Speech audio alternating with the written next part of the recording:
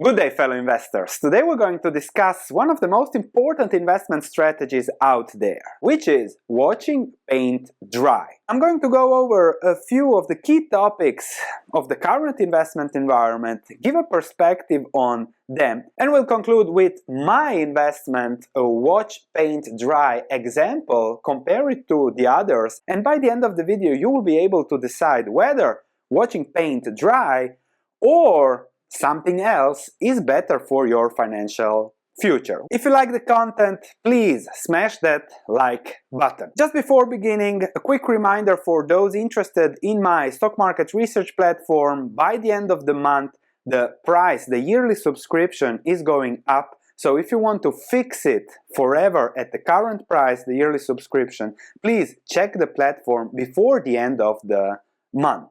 So buying something where there is a guarantee that the price will go up, it's the best value investment out there. Check it out. So let's immediately start with AT&T. Got a lot of comments as I did a video on it and an article on it. I think it's December where there was the dip.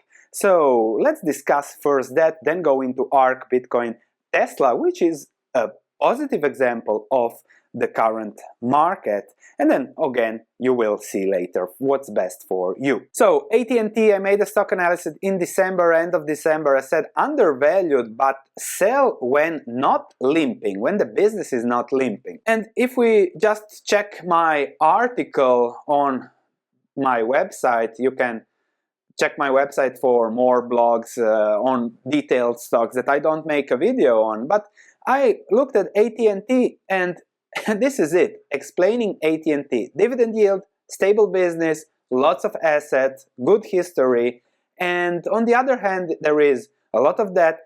If interest rates go up, AT&T will be in a pickle, competition, management issues, capital allocation, and possible dividend cut, which is now what's going on alongside the capital allocation. And now the simple question is this investment watching paint dry? With the huge debt burden? No. With the management constantly trying to reinvent the wheel?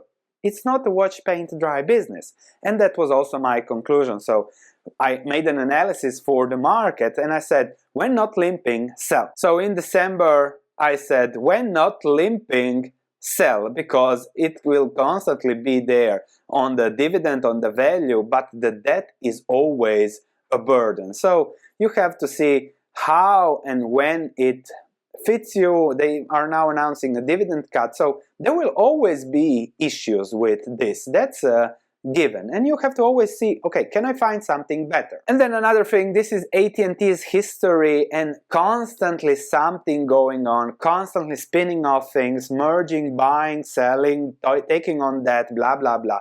Who makes money with these deals? Wall Street.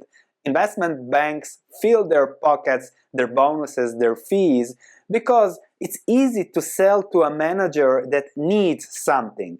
They cannot just sit and watch paint dry, because then they would be the best managers out there. They need to constantly do something to increase the bonuses at the end of the year, which leads to a lot of trouble down the road. So from an ownership perspective, why would I own this when I can own, I don't know, Berkshire, where the management is focused on the long-term value creation and not on their bonuses at the end of the year? Simple answer to all of those asking me about AT&T. Then we come to Bitcoin, and Bitcoin is really becoming the biggest nonsense I'm hearing all over the place lately. Okay, the gamblers, the traders, that's okay, but I've listened to a Cathy Wood interview on Bloomberg just a little bit, and it's the biggest bag of nonsense I've heard in a while. Now, it's okay if a YouTuber does that or somebody, but when somebody managing 40 billion,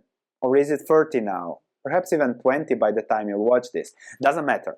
But when somebody with such an authority and the best performing fund of last year keeps on pumping things like this, then it creates really a danger for a lot of retail investors, and that's something we just have to mention and also compare to watch paint dry. This is definitely not a watch paint dry style of investment, and you have seen the action over the last month, I think. So the problem I have is that it is just depending on flows. So the whole investment thesis is depending on more money coming in and pushing the stock price higher and higher, Bitcoin's price. But when there is money coming in, at some point that money will be coming out if there is no fundamental intrinsic value. Yes, the technology is there, and a lot of you will say technology, blockchain and everything. But then Elon Musk said that it uses a lot of electricity. If you want a disruptive technology for payments, for whatever, it has to be frictionless. Always keep in mind, if you want to subscribe, for example, to this channel, you just click subscribe, notification bell, and you are subscribed. Frictionless, you don't need to install solar panels on your roof, whatever Cathy Wood said that we will use to mine bitcoins, etc., etc. And then again, she said that 50% of the mining in China is from renewables. So if I buy a bitcoin, I'm sending my money to someone that's using Chinese electricity to mine a bitcoin. That's a great investment thesis. And then she said that it is now in capitulation part, which is the best time to buy anything. And that's again a problem I have. Why would I buy anything? I want to buy investments that have intrinsic value, that do good, etc., with a margin of safety.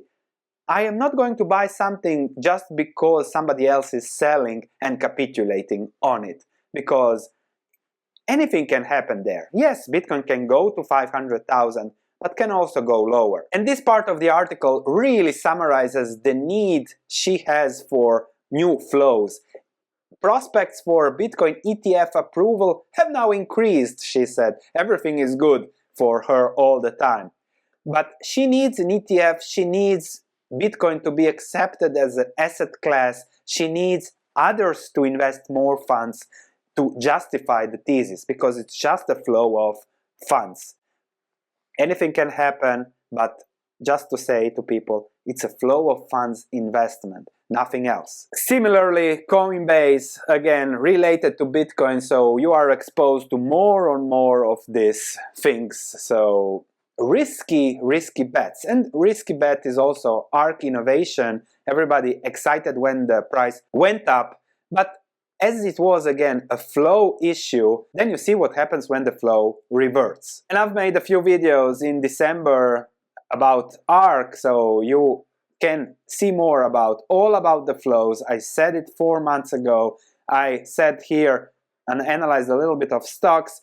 I concluded with this video with this ending, and you might want to check that out. I'll put the link into the video, this 10 best growth stocks analyzed, in the description below, so you might want to enjoy that. And this is a great chart that somebody sent me today, thank you. Invesco versus Berkshire in the 1990s, and look at ARK Innovation versus Berkshire today. So flows, no intrinsic value there, and then when it reverts again to the valuation, the fundamentals, etc. So be careful not to be in this part. It can go up and down depending on sentiment and flows and how good of an argument Cathy has, but that's about it. And that's about it because it needs to get to profits one day. And another company that paid YouTubers, and Jeremy also reviewed my opinion on it, that was a video from 6 months ago, and I said again, it's just they need flows, they need money, they need higher stock prices to get capital to grow, and that's a risky investment. Of course, anything can happen, but again, from a watching paint dry perspective, would I want to own this? I've looked at the balance sheet. They now have 25 million in cash, so from 400,000 to 25 million. They have gotten there by issuing 30 million shares, almost 100% dilution in just 1 year, and they have managed, in 2019 they burned 2.3 million to sell 1 million in revenues, so 2.3 burning rate. Now they managed to burn almost 14 million to sell 4.5 million, so they have increased the burning rate from 2.2 to 3. It's easy to sell when you spend $3 to sell $1. That's easy. So too risky for me. Anything can happen. I'm not saying anything against the company or something like that. I'm just saying that it's not watching paint dry, not something interesting for me, but you have to be careful with these things, because it's not just about, okay, the stock can go up or down. Even if it is a success, the question is what next? And the stock returned to the level we discussed it, and it's not in a positive trend because they are burning a lot of money, and if they don't reach profitability, it will end ugly, especially as the market cap is 400 million, but revenues are 4 million. So even if they increase revenues 100 times and then have some profitability of, let's say, 20 million, then it will be a price earnings ratio of 25, but still 100 times revenue increase is needed. Of course, sometimes it works. If we just look at Tesla stock, really remarkable investment over the last 10 years. But then again, when are you going to sell? Who has held Tesla from 2012 till today and still holding? What will happen next? And then if you made money of Tesla, congratulations. But if you put it, let's say, here and then you lose it in the next step, that doesn't allow for compounding, that doesn't allow for real investing. And real investing for me is watching paint dry. And here is an example of a company that I own. It's a Russian fertilizer producer, Fosagro.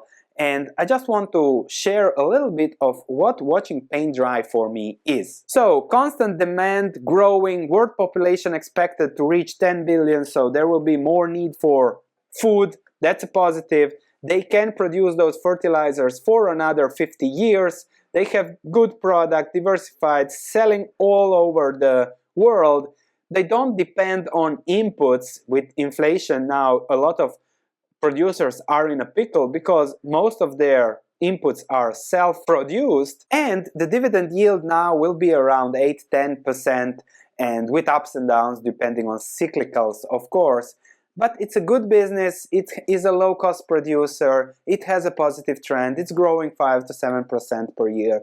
It's as boring as it gets. Watching paint dry, I can do something else with my life. I can just leave my investments there. When the dividends come, I can reinvest into that, into something else. And that's what I do on my research platform. So if you feel more that watching paint dry is something that feels better for you, for your financial goals over the long term, check my review of my stock market research platform. Perhaps it is something for you, perhaps not.